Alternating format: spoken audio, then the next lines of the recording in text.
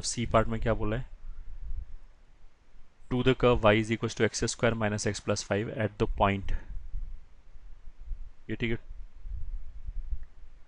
Eight the point tangent to which makes equal intercept. Okay, equal intercept आ गया। तो अब थर्ड पार्ट में क्या हुआ, y is equal to x square minus x plus 5 and tangent makes equal intercept, तो dy by d x at a should be -1। ये ठीक है, अगेन वो हमने मान लिया, let point of tangency is, let point of tangency is से a x1 comma y1। ठीक है, तो दिस विल इम्प्लाई, ये तो हमने पहले बोला था कि अगर कभी भी पॉइंट ऐसे एज्यूम किया तो उसको इक्वेशन में रख दिया तो उससे क्या पता लगेगा, y1 is equal to x one square minus x1 plus 5। ये तो हमें एक इक्वेशन पता लग गया। दूसरा फिर इसको डिफ्रेंशिएट किया, डी डी एक्स, तो कितना आ जाएगा, y dash is equal to 2x minus 1। ये ठीक है, तो this implies y dash at a is equal to 2x1 minus 1। X की x1 रख दिया, जैसे d y by d x तो ये आया।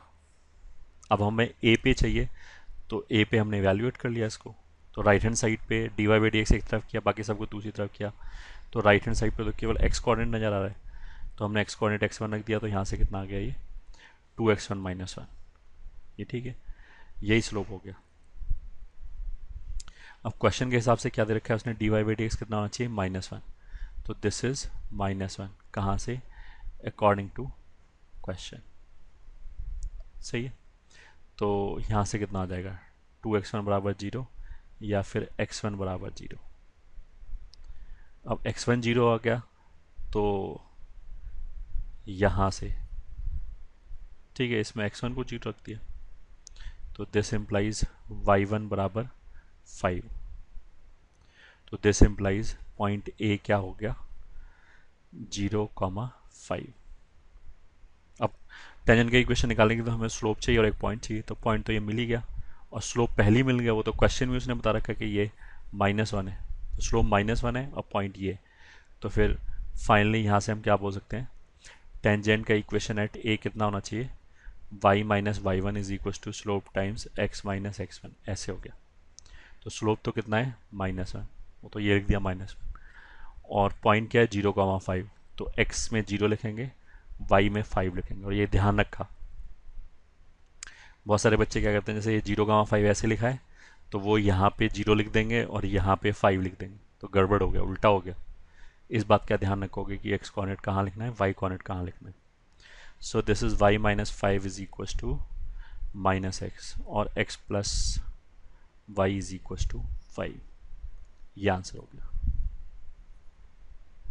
ठीक है, तो हमारा थर्ड पार्ट सॉल्व हो गया। अब फोर्थ पार्ट पे आ गए। फोर्थ पार्ट उसने क्या बोला, at x is equal to 0 to the curve y is equal to x का cube root 1 minus cos x. Sorry, अब आगे फोर्थ पार्ट पे, at x is equal to 0 और ये ठीक है, कर्व क्या है, y is equal to x का cube root and 1 minus cos x. ठीक है, जैसे पहले वाले क्वेश्चन में तो उसने क्या बता रखा था, पॉइंट का एक्स कोऑर्डिनेट और वाई कोऑर्डिनेट दोनों बता रखा था, उसने कुछ ऐसे बताया 1,6 पे टेंजेंट का इक्वेशन बताओ। ठीक है, यहाँ पे उसने क्या किया, यहाँ पे उसने केवल एक्स कोऑर्डिनेट ही बताया, तो भी कोई बात नहीं, जो पॉइंट है वो कर्व पे तो लाई करेगा ही करेगा। तो अगर मेरे को एक्स कोऑर्डिनेट पता है तो मैंने कर्व की इक्वेशन में जाके रख दिया, उससे वाई कोऑर्डिनेट पता लग जाएगा। तो इसमें अगर मैंने एक्स इज इक्वल टू 0 रखा तो यहाँ से भी 0 आ जाएगा, कॉस एक्स का वैल्यू 1 होता है, 1 माइनस 1 भी 0 आ गया, तो y इज इक्वल टू 0 आ गया। तो दिस इम्प्लाइज पॉइंट इज, मान लिया a 0,0, ये पॉइंट है। ठीक है, तो अब y कितना है, x raise to power 1/3 into 1 minus cos x. तो यहाँ से डिफ्रेंशिएट किया तो चेन रूल लगेगा, सॉरी चेन रूल नहीं, प्रोडक्ट रूल लगेगा। तो y डैश कितना हो जाएगा, पहले x रेज टू पावर 1/3 को डिफ्रेंशिएट किया तो आ जाएगा 1/3 into x raise to power -2/3 into 1 minus cos x, फिर plus x raise to power 1/3 as it is, फिर 1 माइनस कॉस एक्स को डिफ्रेंशिएट किया तो 1 का डेरिवेटिव तो 0 हो गया, माइनस कॉस का डेरिवेटिव साइन एक्स हो गया, तो ये कितना हो गया साइन एक्स। ठीक है, तो अगर मैं यहाँ ला के लिख दूँ इसको तो ऐसे हो जाएगा dy by d x is equal to 1/3 1 minus cos x upon x raise to power 2/3, ठीक है, plus x raise to power 1/3 into sine x, ये हो गया। अब तुम इसमें देखो कि पॉइंट क्या दे रखा है उसने, 0,0।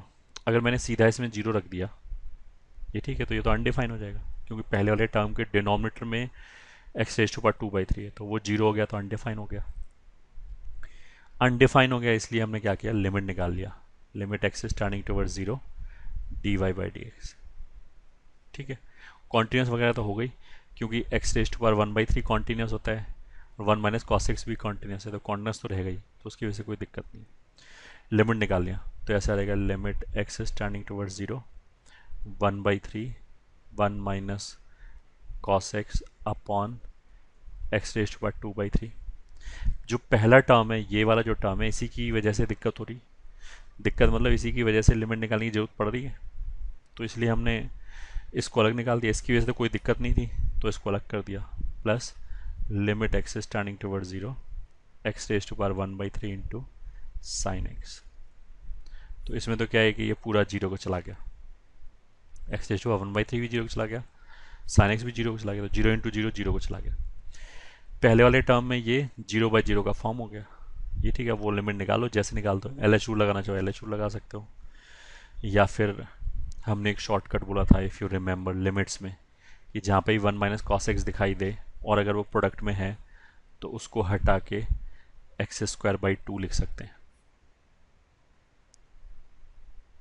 ये ठीक है। तो प्लस 0, तो इसमें एक्स रेज पर 2/3 जब कैंसिल होगा तो ऊपर एक्स बच जाएगा, वो भी 0 को चला गया, तो 0 प्लस 0 कितना हो गया 0। स्लोप 0 हो गया तो this implies tangent is horizontal, ठीक है, tangent is horizontal। tangent horizontal होता है तो उसका tangent का इक्वेशन क्या होता है, y is equal to y1, तो y इज इक्वल टू, इस वाले केस में पॉइंट क्या था 0,0, तो y1 का मतलब क्या है 0, तो y इज इक्वल टू 0, ये इक्वेशन हो गया tangent का, तो यही आंसर हो गया। ठीक है, I hope this is clear. ये सब इजी क्वेश्चन है, प्रोसीजरल क्वेश्चन है, ठीक है। टेंजेंट का इक्वेशन बताना था।